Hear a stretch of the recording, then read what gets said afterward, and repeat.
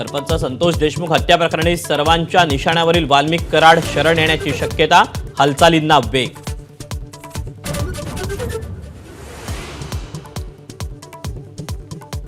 देशमुखांच्या हत्येसाठी वापरण्यात आलेल्या स्कॉर्पिओवरचे ठसे आरोपीशी जुळल्याची माहिती, 4 आरोपींची बँक खाती गोठवली, सीआयडीला मोठं यश.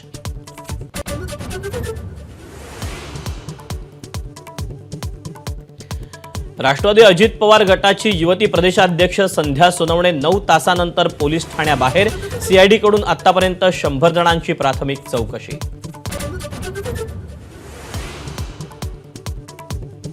सरपंच देशमुख प्रकरणातील 3 आरोपींची हत्या झाल्याचा दमानियांचा संशय फोल, दारू पिऊन दमानियांना व्हॉइस मेसेज पाठवल्याचं पोलीस तपासात निष्पन्न.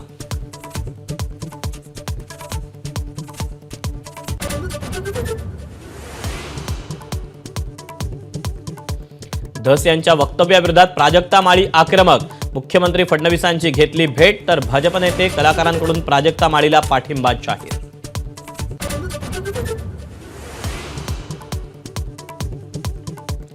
प्राजक्ता माळीच्या समर्थनार्थ पंकजा मुंडेंची पोस्ट, काहीतरी मिळवण्यासाठी दुर्दैवानं स्त्रीला टार्गेट केलं, नाव न घेता सुरेश धस यांना लगावला सणसणीत टोला. केरळ म्हणजे पाकिस्तान म्हणून प्रियंका गांधी निवडून येतात, मंत्री नितेश राणेंचं वादग्रस्त विधान, सर्व अतिरेकी प्रियंका गांधींना मतदान करत असल्याचंही वक्तव्य.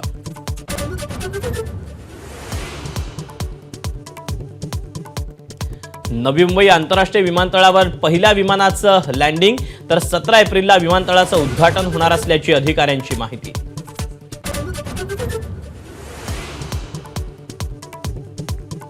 पालघर जिल्ह्यातील बोईसर तारापूर एमआयडीसीत कारखान्याला भीषण आग, बाजूच्या 2 कंपन्यांना देखील आगीच्या भक्ष्यस्थानी, जवळपास 4 तासानंतर आगीवर नियंत्रण.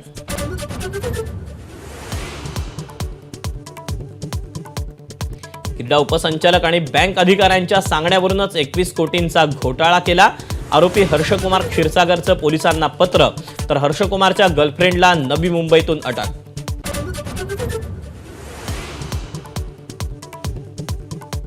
अवकाळीमुळे रब्बी पिकांना फटका, केळी, पपई, हरभरा, मका आणि द्राक्षाच्या पिकांचं नुकसान.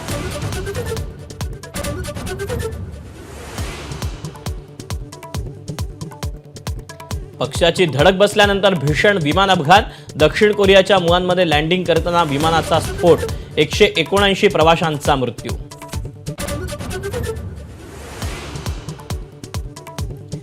मेलबर्न कसोटीत कांगारूंच्या शेपटाचा तडाखा, नॅथन लायन स्कॉट बोलंडची 10व्या विकेटसाठी अभेद्य भागीदारी, दुसऱ्या डावात ऑस्ट्रेलिया 9 बाद 228, आघाडी 300 पार.